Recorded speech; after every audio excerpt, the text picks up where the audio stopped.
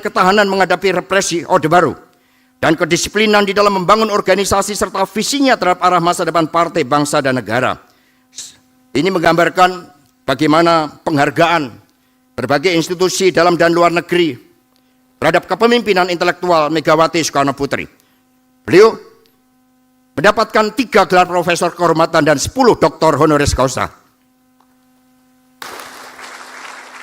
Banyaknya pengakuan akademik tersebut sejalan dengan dimensi kultur dalam kepemimpinan strategis dengan tingginya loading factor keterbukaan sebesar 0,89 dan intelektualitas 0,883. Dengan demikian terbukti bahwa pemikiran Megawati berakar dari tradisi intelektual Soekarno yang secara empiris Megawati berhasil membuktikan bahwa ilmu pengetahuan tidak hanya diperoleh secara formal, sebab ilmu pengetahuan berkaitan dengan sikap kritis terhadap kehidupan, cara pandang terhadap realitas, dan kemampuan melihat setiap fenomena dalam hubungan kausalitasnya yang kemudian dikonstruksikan menjadi pengetahuan.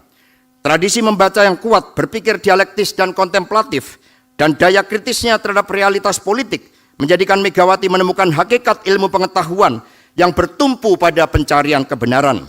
Satyam Eva Jayate tidak hanya menjadi keyakinan, tetapi landasan proses penguasaan ilmu dan ngelmu dalam diri Megawati.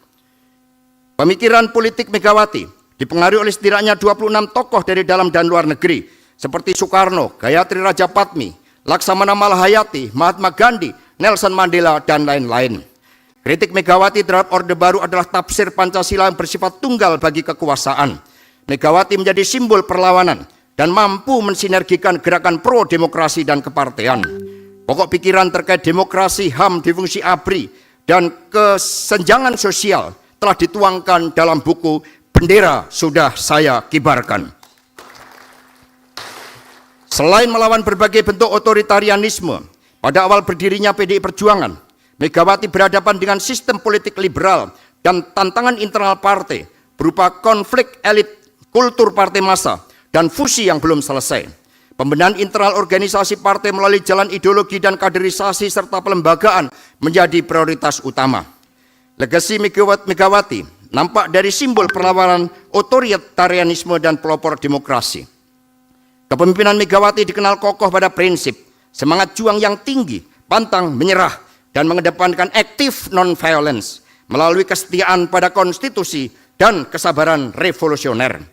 Sedangkan legasi berkaitan dengan Soekarno dilakukan melalui pelurusan sejarah. Bab 5, Body of Knowledge. Berikut adalah Body of Knowledge Megawati yang mencakup epistemologi, latar, ideologi politik, hingga koridor dan program kepemimpinan strategisnya. Epistemologi pemikiran tersebut lahir sebagai sintesa pemikiran Soekarno yang dimatangkan melalui perlawanannya terhadap Orde Baru dengan terang ideologi Pancasila melalui jalan Trisakti dan dengan landasan teknokratik pola pembangunan nasional semesta dan berencana. Melalui tahap critical discourse analysis dapat dikonstruksikan Megawati 7 principle leadership berupa critical, visioner, direction, biopolitik, core values, komitmen, dan alignment sebagaimana terdapat dalam slide tersebut. Ketujuh aspek kepemimpinan tersebut dapat dilihat aplikasinya di PDI Perjuangan dan dalam kehidupan berbangsa dan bernegara. Bab 6, ideologi. Core elemen ideologi Pancasila menjadi perekat dan dioperasionalisasikan ke dalam setiap sila dalam pelembagaan partai. Misalnya rakyat sebagai sumber kebudayaan diwujudkan melalui Badan Kebudayaan Nasional.